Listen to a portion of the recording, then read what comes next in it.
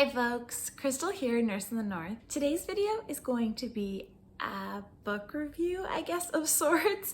Maybe that's not the best way to describe it. Today I'm basically doing a commentary on a book that I read last month called Indigenous in the Cabinet. I made a lot of notes while I was reading this book, and I found myself thinking about this book a lot, both during and after reading it. And I really want to make a video talking about this book because I think it's so incredibly important. And I know that seems really dramatic because it's a book, but I didn't see a lot of maybe chatter, I guess, as much as I thought I would see in the main media or on social media. I mean, of course, there were little interviews done with the author when this book came out, but I really wanted to chat today about it and talk about why this book is meaningful, important, and also open up a discussion with people who have read the book, kind of sharing some of my thoughts and ideas. This isn't a complete spoiler-free review. However, I will make sure to note in the time codes what is spoiler-free and what kind of my overall argument is that you should read this book if you haven't already. And if you have, happy to have you here. Please share your thoughts, ideas in the comments below. I'd love to hear if you agree with me, if you disagree, maybe why you thought this book was just as important as I did or not. I really want to open up my channel. I normally do subscription box items, but I really want to expand it to talk about a whole bunch of different issues that I think are important and relevant. And I really hope this video today touches a lot of Canadians, because I know this book touched me as a Canadian, or really anybody in the space of Indigenous issues, politics, global affairs. I think it's incredibly relevant to a lot of different people, but I mean, especially as a Canadian, I love this book. I'm wearing today my Home is Canada shirt just because it's comfy and show that, I love Canada. Though the book I'm talking about today deals with something that's kind of shady in Canada's political past, I think the end message of it really is Canada has so much potential as a country and there's so much good to be done here. We just need to work harder to realize it and work out a lot of kinks that we have. At least that's me being optimistic and hoping the message is that. So let's get into it.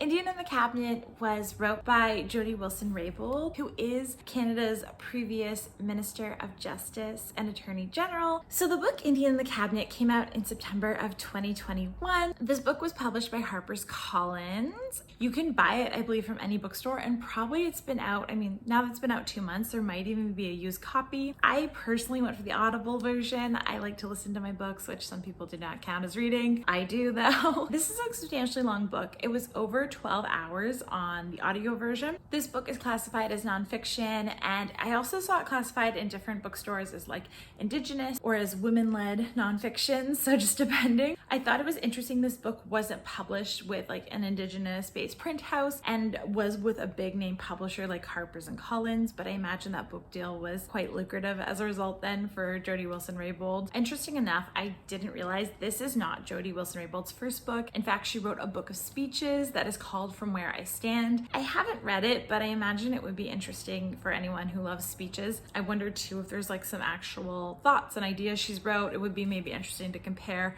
where her ideals were in the past versus now. I want to give full disclaimers that this is just really an informal video. I'm a book lover. I'm not a book expert or a political expert. I'm just someone who really loves memoirs. Jody Wilson-Raybould, I'm going to be referring to her in this video as JWR, which I believe a lot of different articles and videos do refer to her as JWR just to make it easier. She is the Honorable JWR technically because she was our past Minister of Justice. I think I am really that partisan of a person. I don't vote for the same political party all the time, and I kind of jump all over with my voting. I kind of go based on the people at the helm and locals. So I don't think this is very partisan. I think I'm just trying to make a commentary in this video about just government structure in general and not necessarily liberal versus conservative versus NDP, all that stuff. But if I do come off as, biased, please, let me know. Not my intention at all. And I think it's also really worthwhile to say that this book was wrote from JWR's perspective, one person's perspective, in a really big government institution that really involved a lot of people, not just her and the Prime Minister. There's so many people, I'm sure, that have varying perspectives and outlooks than her. So you really just kind of have to take everything in the book with that kind of grain of salt that this is just one person's outlook. If you just hear from one person, you'll just get a small piece of a larger picture. That being said though, I think her perspective is extremely valuable as a woman, as an Indigenous person, as a newcomer to politics. She really has a unique perspective that arguably could be unlike any other person's before. She also is Canada's very first Minister of Justice and Attorney General that is Indigenous, so that alone makes her a really big historical figure in Canada. Too, you know, I think a lot of people read this book for like the tea of SNC-Lavalin. So like obviously this video today, we're gonna get into the nitty-gritty of the tea and talk about that because it is interesting. If you're not sure what SNC-Lavalin is, essentially was a political scandal in Canada that happened over the winter of 2019 and boiled over into the fall elections. There was lots of information that came out about the SNC-Lavalin affair, and you can go quite in depth with it from both sides. But essentially, you know, and this is my Sparks Note version, Jody Wilson-Raybould, who was acting as our Minister of Justice at the time and Attorney General, felt she had been pressured by the Prime Minister to give a deferred prosecution agreement to a company called SNC-Lavalin. They essentially are a really big Canadian company that were under investigation because they had been involved in, like, I believe a bribery scandal in Libya. So there was discussion, you know, from the Prime Minister's side about losing jobs if we prosecuted SNC-Lavalin. And from JWR side, her outlook was her integrity of her role was being compromised by being requested to do something by the Prime Minister. There's so much more about this affair. And if you're interested in a full-length video about the SNC-Lavalin affair, really to hash it all out, I'd be happy to make one. So please just let me know in the comments below. But it really is viewed as one of the biggest Liberal government scandals. This unfortunate event resulted in JWR resigning from her position. Actually, event, you know, allegedly, I guess, resulted in JWR losing her position as the Minister of Justice and being shuffled to another cabinet position. And then she eventually ended up stepping down from the position altogether. It really was nasty in the media, I think, for her, because she was one of the very first people to ever say something negative about Justin Trudeau as our Prime Minister. And of course, now we know lots more negative things about Justin Trudeau, but she kind of really broke the ice, so to speak, on that. You know, and I think this book is really interesting in the sense that JWR had given some type of testimony about the SNC-Lavalin affair to a government committee, but even still, people feel like there's more to be heard and said about it. And I agree. This book, I think, really does give a lot of new information about the Trudeau government, about the Liberal government that we currently have in place. I think there's lots of interesting things said and new revelations that could really only come from her as an insider. It's very damning, I would say, towards Justin Trudeau. But yeah, that's SNC-Lavalin in a nutshell, a very small nutshell. And honestly, it continues to play out to today. I really should also say that, like, SNC-Lavalin continues to be in the news. The deferred prosecution agreement, that legal clause that was the centerpiece of SNC-Lavalin, also continues to be in the news. If you're keeping up with the Huawei executive scandal issue, it recently was put into place to resolve that conflict. The title of the book, Indian in the Cabinet, I think is really important. So let's talk about it. The title, Indian in the Cabinet, was a really interesting choice for this book. I think it was a really good choice. I don't know what you think, but I think JWR really was smart when she picked that title, because I think it really reflects what she's trying to get across the whole book, which is the government that we currently have uses minorities or uses, you know, these marginalized groups, people, actions as kind of like tokens. And I guess the word for that is tokenism. So go me with the words. Basically saying, oh, we have an Indigenous cabinet minister, so we're like super woke. We're like super in touch with what's happening. In truth, they actually don't really care about those issues or are not really digging into them as deeply as they let on. She does outright, I believe, explain that that is the meaning of the title. I did really like that she continued to reinforce this idea throughout the book. And I know that idea could be up for debate depending on what your political allegiances are or how you kind of perceive everything that's been going on lately, but that essentially is what the meaning of the title is. And, you know, I always love it when the title has like a meaning within a book, if not in actuality, but for the author. I think JWR makes a really great argument that this does exist over and over again. And using the title Indian, which is so derogatory and inappropriate, I think is really important too to the book, because she kind of felt like she was treated like that, you know? It's really a powerful title. The second part of the title is Speaking Truth to Power, which is also the idea, and I believe this comes from Indigenous culture, it's the idea that you are telling a leader what actually is the case. And, you know, some leaders take that very graciously, some do not, as we see in the book. Specifically, the writing style and format of the book, JWR does a great job of recognizing that a lot of Canadians don't know a lot about politics, which I agree with. I don't know a ton. Like, I didn't know what caucus really meant before I read this book. I do think she does spell it out really well and explain what things are for the most part. You do have to use a little bit of Google though, in my opinion. I remember clear as day she said outright, I know a lot of Canadians don't know what goes on behind Parliament doors, and I agree with that. For writing style and format, you should also know, if you're going to plan on reading this book,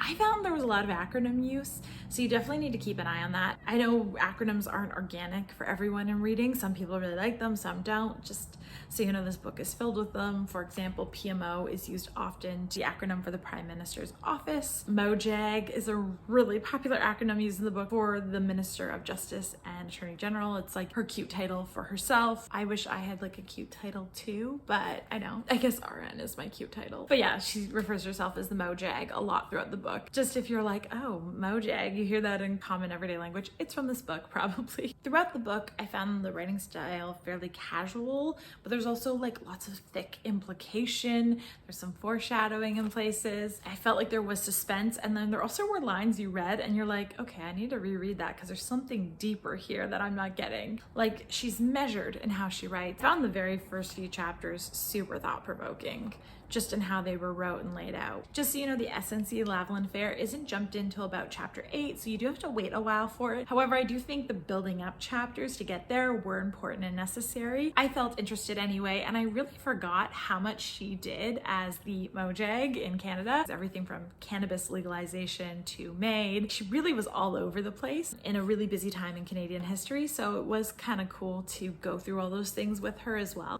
Way more than just the SNC-Lavalin affair anyway. I think for some people this book could have been a little long, and you know, if I was the editor, I definitely would have a couple things I would have taken out, but overall I did feel really interested by it. I loved the cover photo of her. She looks fire, like so cute. The Audible version, just in case you're wondering, is completely read by JWR herself. I just think hearing it in the author's words, like them reading it with the tone that they intended it for, is just awesome and so good. And finally, like, the writing style of this book reflects who JWR is, and I would say on the whole she is a more serious person, which, I mean, like, I guess some people just expect all lawyers to be more serious, but she is quite serious.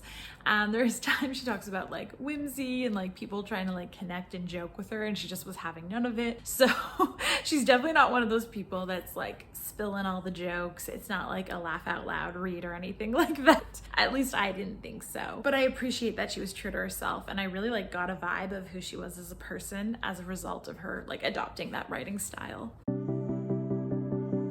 So let's get into the things I loved about this book, and here's where the spoilers really start coming, so please jump ahead to the end where I just kind of give my overall thoughts on the book, because literally we're gonna get into it here. So first thing I want to say that I loved about the book is her husband. His name is Tim. He is a rock star and I love him. He is an amazing person. He supports JWR all throughout the entire book, shows up for her when she needs it.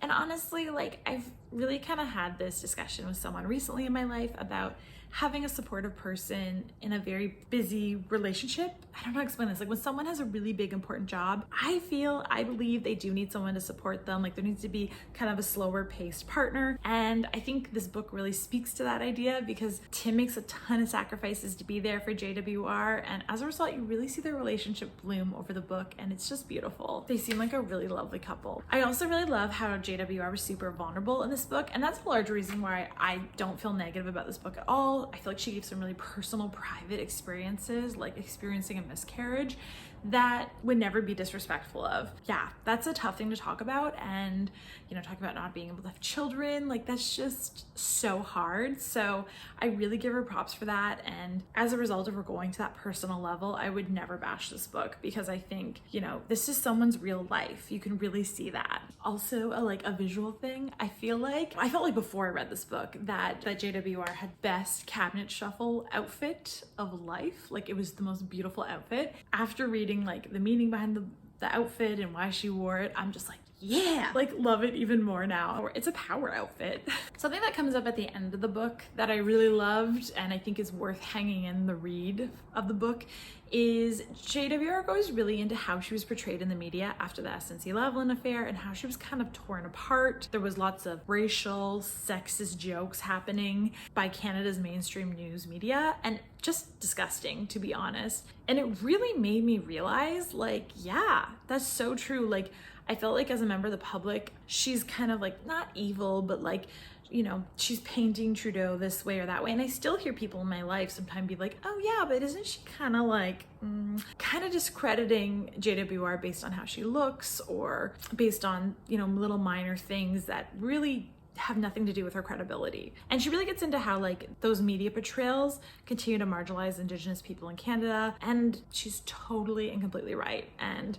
I think it was super cool that she went there with the conversation and really like just took names with the media and said, hey, yeah, you guys were inappropriate as heck. I mean, look at Meghan Markle. Obviously, this is still going on very much in the news media with angry Black woman stereotype. Something that she said too that like really struck with me when she was taken from the Minister of Justice and put into the Veterans Affairs ministerial position, that she was really portrayed in the media as being like lazy and not working hard. And that is a very common Indigenous stereotype in Canada. We really need to be aware of that. And it really isn't true at all. Not at all. You know, something as a white person that I really loved about the book too is that she kind of goes into why she can never, or she would never, want to be the Minister of Indian Affairs. And I guess this just reflects how white I am, but I really did appreciate that conversation because it really wasn't obvious to me why an Indigenous person shouldn't be the Indian Affairs Minister. And I loved so much that she was just like, yeah, it's completely inappropriate.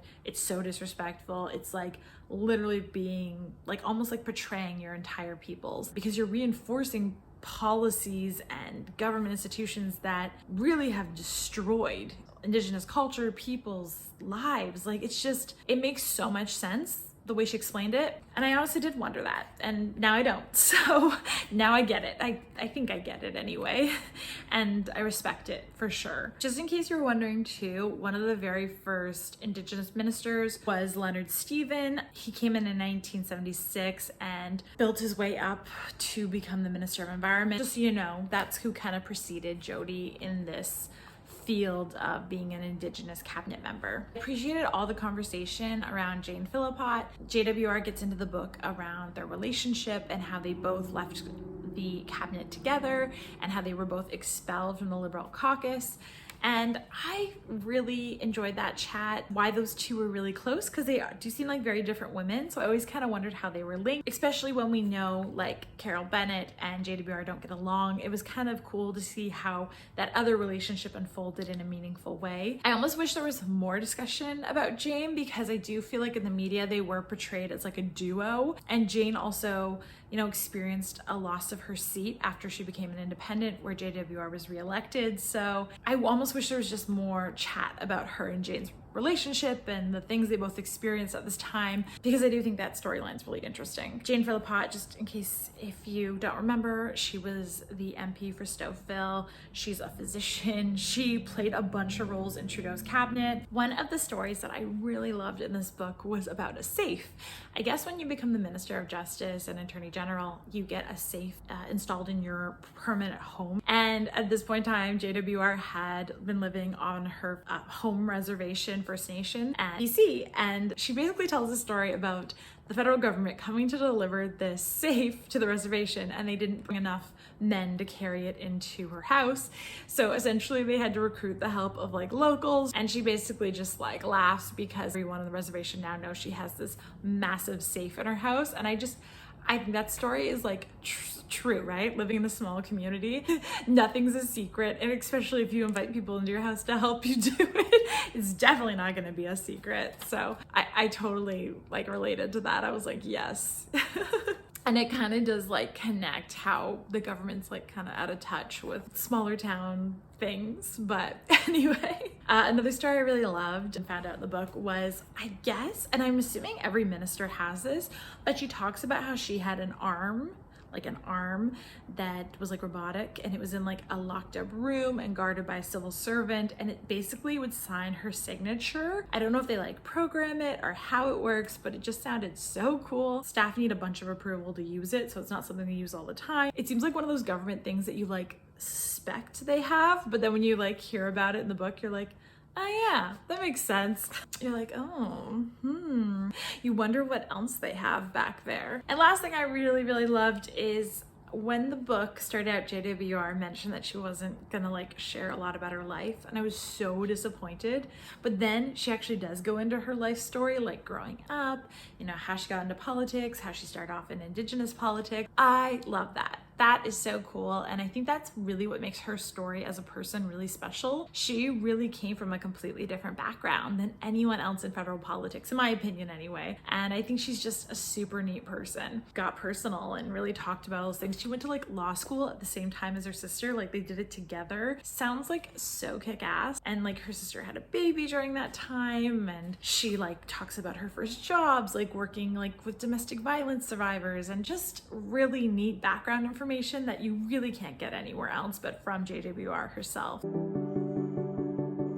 Now, things that I found disconcerting in this book, and by disconcerting I mean things that I was like, that don't give you warm fuzzies. One of the first things was the Liberal government brought in Joseph Boyden as an Indigenous advisor. Yikes. So Boyden essentially is like an author who writes Indigenous stories, but he's not Indigenous. So yeah. Another really disconcerting storyline that kind of happens at the end of the book is JWR gets into all the papers, all the policies, all the things that were really good for Indigenous issues, things that were really worked hard on to make a difference for Indigenous peoples in Canada that were essentially left on the table, not approved, not followed through on, kind of left in the dust behind other things affecting mainstream Canadians. It was very sad. And like, I knew the Trudeau government hadn't done everything they sought to do with regards to Indigenous issues, but to know that they like kind of purposely left things undone, or things that like could have been done with just a little bit more work, feels really wasteful, and it definitely reinforces that idea of tokenism. Like I mentioned, after explaining in the book why an Indigenous person should not be doing a ministerial position for Indigenous affairs, JWR does talk about in the book how she was almost pressured into taking an Indigenous affairs position after thoroughly explaining her reasoning to PMO, or the Prime Minister's office. And it was just sad to see that they just blatantly didn't respect her wishes, that they tried to force her to do that after she had said no. You know, I think every employee has a hard limit that needs to be respected by employers and leaders, and just to see that they were trying to walk all over her was horrific. Getting into Trudeau specifically, things that were really disconcerting to me that were said about the Prime Minister, like our current Prime Minister, was that he's like kind of very touchy-feely. Like, I don't know about you guys, but I basically almost exclusively work in no-touch facilities. You know, you shouldn't be touching anybody, let alone a leader, like asking for hugs before and after meetings. Like, that is weird to me. Like, I get that idea of being friendly and approachable, but like at the end of the day, you're the leader, you're the boss, and like, yikes, just asking for hugs, no thank you, no. And I think like a Canadian asking for a selfie from the Prime Minister is a lot different than like another minister being asked for a hug by him. That's just me. That would be a hard pass on my end. For the Prime Minister's office, there was tons and tons of text in this book about how the people working around the Prime Minister block access to him to the members of Parliament. Like, basically his employees cannot access him. They don't have a cell phone for him. They don't have an email for him. Like, there's no way for them to talk directly to him unless like he sets up a meeting, which is literally like, sounds like the worst boss of life. Something also I did not know at all is Trudeau kicked Jane and JWR out of the Liberal caucus like unlawfully. And I guess there's like an entire process you have to go through as a leader if you want to remove someone from your party. Like, you have to vote and you have to like do paperwork or something. He literally did nothing. He was just like, see you, you're out, you're gone, see you later, bye. You need to follow the processes in place. You can't just be like Xing people out you don't like, right? I feel like that just didn't make it in the media at all. One thing that I found is concerning, but I was super glad it was included. And I actually think probably more could have been included because of everything that happened this past summer with the texting scandal between JWR and Carol Bennett, who is our Indigenous Affairs Minister, I think currently, or she was. There was lots of discussion as why Carol's not a very good fit for being the Indigenous minister. She's like very paternalistic. And I mean, this is again from JWR's perspective, so you can take it with a grain of salt because we know they don't get along. It's just really disconcerting to see someone who is white being so hostile and confrontational with an Indigenous person. Like, that shouldn't be a thing at all, in my opinion. I think we really, as white people, need to like sit in the back seat and take our cues from those who have lived experience and know what racism and marginalization and assimilation is. JWR definitely gets into how her engagement techniques as the Indigenous minister were very juvenile. Like, she did coloring books instead of like being meaningful, which is really disconcerting to see. I will say I really felt this book was lacking in talking about the missing and murdered Indigenous women. I don't know what hand JWR had in that commission. She does mention it briefly, like almost in a successful way, and I don't know if the MMIW like committees and hearing was actually that successful because there was so much controversy in the news. People were quitting. Like, the recommendations that came from it seemed to not like hold any water. I don't know. I think definitely JWR could have done a better job of talking about that entire debacle, if not taking accountability for herself, maybe talking about why it was messed up or how it could have been done better. Because I think, anyway, from a public perspective, I feel like that was messed up, but you let me know.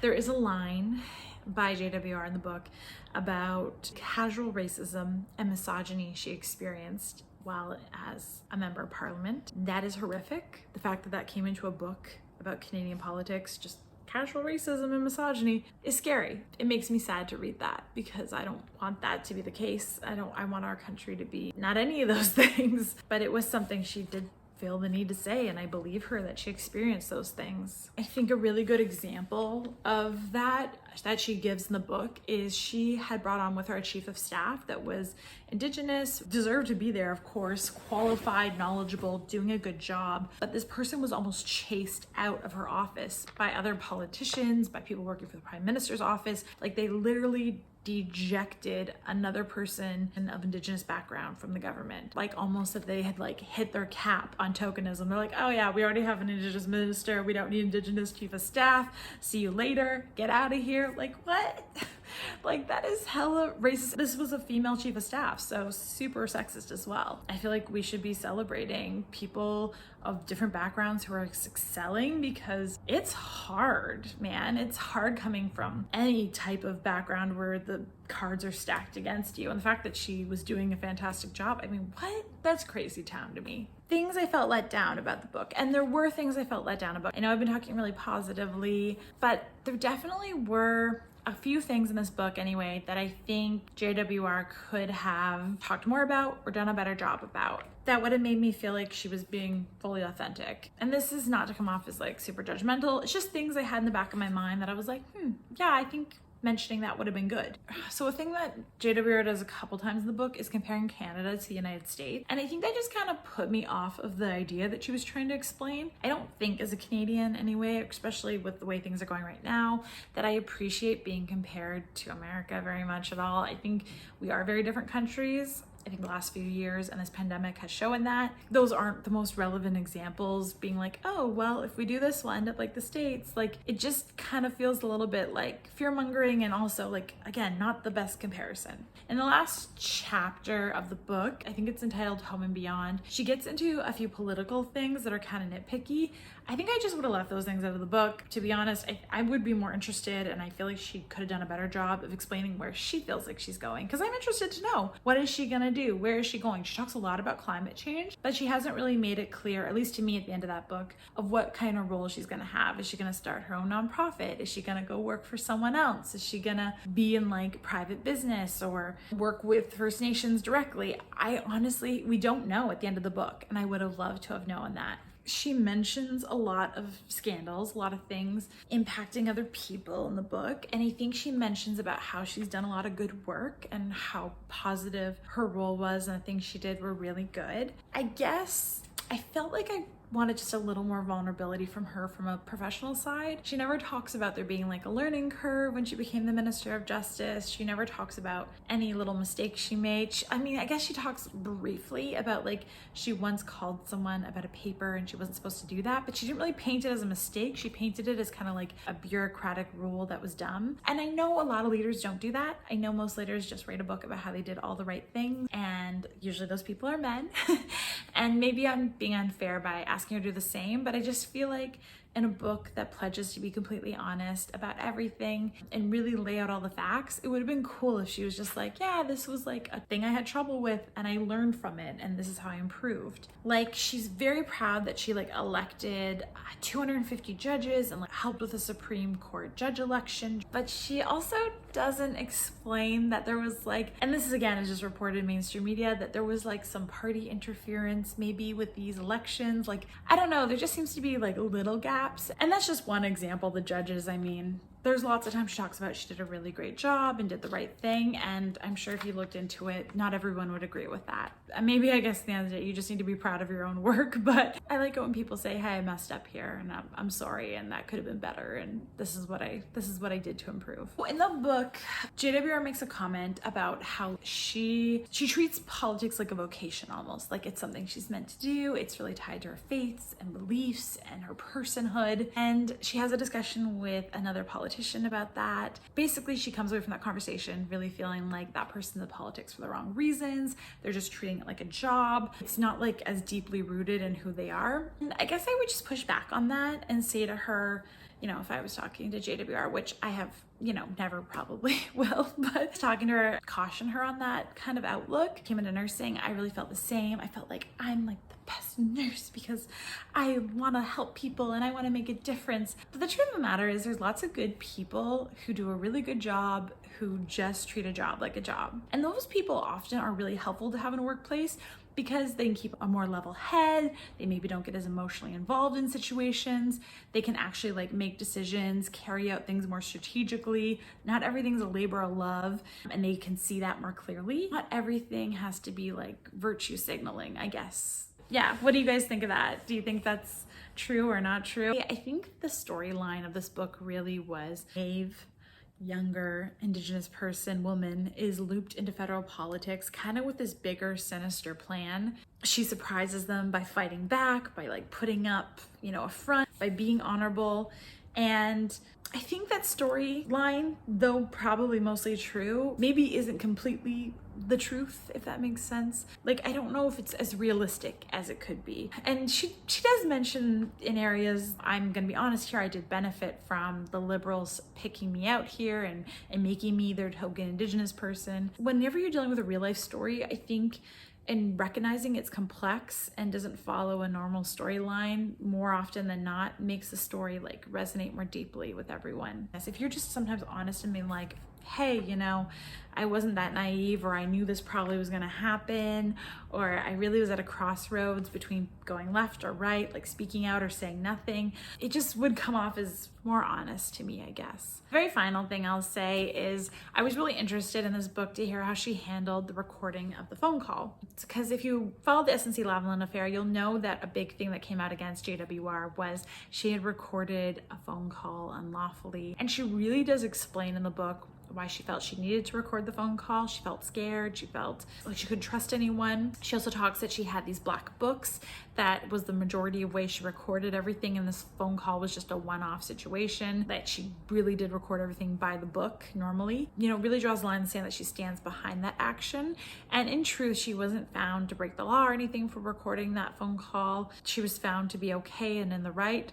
But I mean, so is Trudeau. He was found to not really break any rules or laws either by pressuring her. So really, when you look at the committee hearing on this SNC-Lavalin, everyone kind of came out with their hands clean, so to speak. There was lots of allegations thrown, but at the end of the day, no one truly was at fault, I guess, or there wasn't enough evidence. I expected her to stand behind making the recording of the phone call between her and the Prime Minister's office, because I don't know, she's a lawyer, and I imagine she felt like she knew she was on the right side of the law. And she does go through the phone call in the entire book. So if you want to know what's said, it's in the book, 100%. And I do appreciate her including it all. But yeah, it was just interesting for her. She definitely didn't balance the other side of it. She wasn't like, well, it could have been illegal if I did X, Y, and Z, or, you know, this was kind of an unethical situation. She just literally paints it as she chose to do the right thing. So again, just reinforcing, this book is one person's perspective. It's not like a holistic outlook on the SNC-Lavalin affair. It's just her side. This book is something, and I really wanted to make a video talking about it, even though I normally don't do this on my channel at all. My thoughts on this book, spoiler free. What's the future? What should we do? I think if you haven't read this book, you should definitely read it. Close insight look into politics from a really marginalized population, an Indigenous person in Canada. I think it's honestly one of the most important books that has come out in recent times. I think there's a lot of sweet, earnest messages in it, a really important commentary about white culture in Canada and the harm that that can do. Some really hard reckonings for our government that are continuing to be true and seem to be true as more news and information comes out, which is sad to see, but I mean, definitely nothing that's happened in the last 6 months really has disproved anything that's wrote in the book. The book is helpful in the sense that it puts together all the behind scenes interworkings of our government that we don't see every day. I think a lot of people are likely going to read this book because of the T for SNC-Lavalin. I think delivers on that T in a lot of ways. Can't say I did not like that either. I think in the future, the Minister of Justice and Attorney General should be probably not one role. She talks a lot about in the book about how she's for it being one role. I think she ended up working too many hours. There's too much stress. There's too much pressure. It might also act as a safeguard, again, if there was ever government pressure, but also like it's a lot of work, those two roles. Like she talks about working like 80, 90-hour work weeks, not sleep. You need to sleep as a leader. You need to have good rest. That was really like something I think we should look into the future and dividing those two roles. That's just me. I feel like any work environment that really pushes you so hard, I mean, how can you make good decisions? I don't think that this entire book is anti-Trudeau. I don't think that at all. I do think that we should take advantage of this book because it lets us look into our current government with a critical lens. Like, this is the government we have right now. Like, the leaders have not really changed at all since this book was published. The people who she's talking about are still in power, very much so in Canada. I do appreciate the lens that she put that information into. I think it becomes a meaningful story because of who she is, how she knows these things, and kind of put them into context. This book stands on its own 2 feet because of the talks of power, wisdom, growth in the realm of Canadian politics and Indigenous politics in Canada, which I think are important conversations we all need to be aware of and know of. No spoiler, but just something she does talk about through the books is how Canada politics, like from a white culture's perspective, are focused on holding power, where Indigenous politics are not about holding that power. It's not as focused on keeping in power and staying in power for your party. It's doing the work that you need to do while you're there. But yeah, that's kind of my thoughts, ideas, beliefs about this book. Ultimately, I am crazy interested to hear what you guys think of the book, or if you have read it, or what you think of my thoughts of the book.